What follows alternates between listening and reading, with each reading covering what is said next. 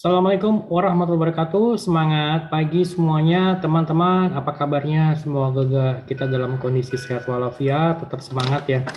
Oke, untuk pertemuan tambahan kali ini sebagai kelas pengganti hari Rabu kemarin yang libur tanggal 1 Juni. Pada kesempatan kali ini saya akan mencoba menjelaskan mengenai pertemuan ke-11 itu kita akan membahas pengujian hipotesa.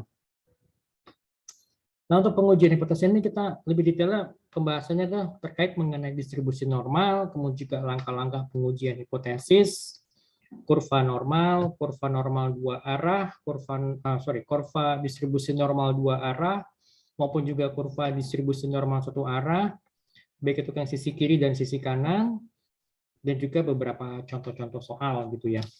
Oke, ini saya langsung saja share screen sebentar.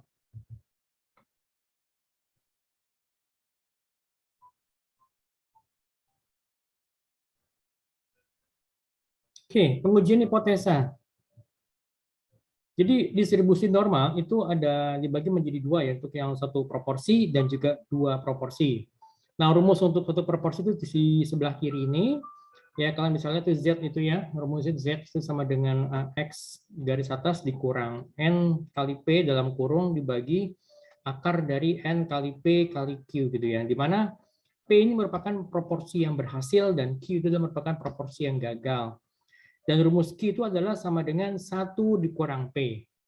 Nah, kalau untuk dua proporsi, rumus ini ya, yang sebelah kanan sini ya, yang ini yang agak panjang, dimana kita lihat saja langsung keterangannya itu P1 itu sama dengan X1X garis atas 1 dibagi N1, P2 itu sama dengan X garis atas 2 dibagi N1. Oke, untuk kriteria pengujiannya, jadi satu proporsi dan dua proporsi itu menggunakan tabel Z ya. Untuk langkah-langkah pengujian hipotesis ini ada di sini, untuk yang satu proporsi itu di sebelah kiri, kolom sebelah kiri, dan dua proporsi itu ada di kolom sebelah kanan. Itu di mana HO itu sama dengan P lebih dari sama dengan PO, HA itu sama dengan P kurang dari PO. Z-nya itu sama dengan, Z itu adalah kurang dari minus Z alpha.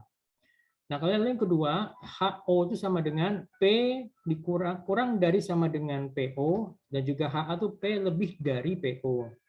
Dan Z-nya itu Z-nya itu lebih dari Z alpha. Nah, untuk yang HO-nya itu, HO itu sama dengan, di mana HO itu nilai adalah P sama dengan P0, HA adalah P tidak sama dengan P0. Gitu kan ya. Lalu kemudian Z-nya itu lebih dari Z alpha dibagi 2 dan Z-nya itu adalah kurang dari Z minus, kurang, Z itu sama dengan Z-nya itu adalah kurang dari minus Z alpha dibagi 2. Nah, untuk yang dua proporsi, HO-nya itu sama dengan P1 dikurang P2 itu harus lebih dari sama dengan D0. Dan HA itu adalah P1 dikurang P2 kurang dari D0, Z itu kurang dari minus Z alpha. Lalu HO itu HO itu adalah nilainya P1 dikurang P2 kurang dari sama dengan DO. HA itu adalah P1 dikurang P2 lebih dari DO, dan Z itu lebih dari Z alpha. Nah, untuk nilai HO itu adalah P1 dikurang P2 sama dengan D0, HA itu adalah P1 dikurang P2 tidak sama dengan D0 gitu ya. Nah, kemudian Z-nya, Z itu lebih dari Z alpha dibagi 2 dan Z itu kurang dari minus Z alpha per 2. Nah, untuk langkah-langkah pengujian hipotesis seperti ini, jadi kita pilih uji hipotesis apakah menggunakan satu atau dua arah gitu ya. Kemudian kita menentukan taraf nyata, menentukan taraf nyata alfa, ya, di mana kalau jika satu arah alfa tidak dibagi 2 dan jika satu arah alfa dibagi 2.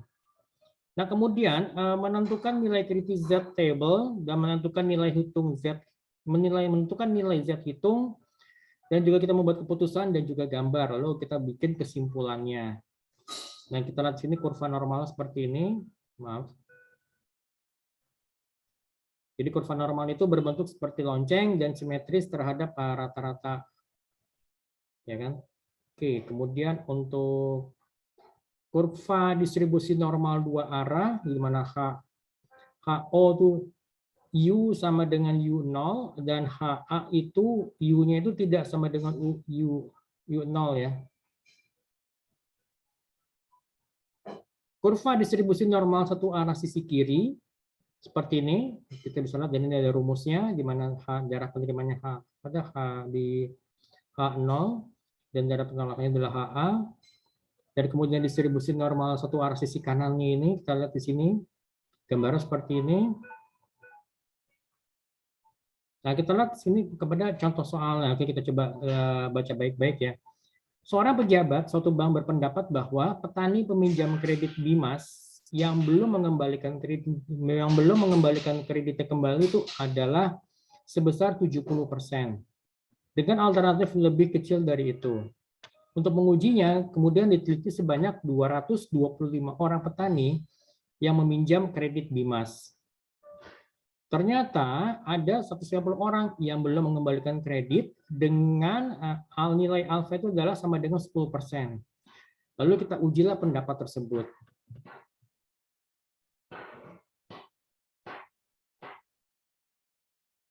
Jadi diketahui N itu adalah 215 kan jumlah responden, dan kemudian X-nya itu adalah 100X dari 150, kemudian P itu sama 70%, dan Q-nya itu sama dengan 1 dikurang 70% sama dengan 30%, ya kan? Lalu kita tentukan H0 itu adalah P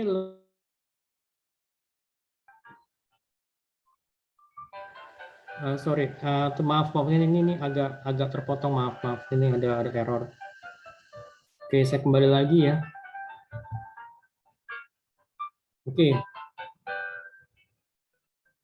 diketahui N, saya ulang ya, diketahui N itu sama dengan N itu adalah jumlah responden 225, X itu 50, kemudian P-nya tadi 70% ya, kemudian Q-nya itu adalah 1 dikurang 70% dan senilai 30%. Di mana H0, P-nya itu lebih dari sama dengan 70% dan HA itu P kurang dari 70%.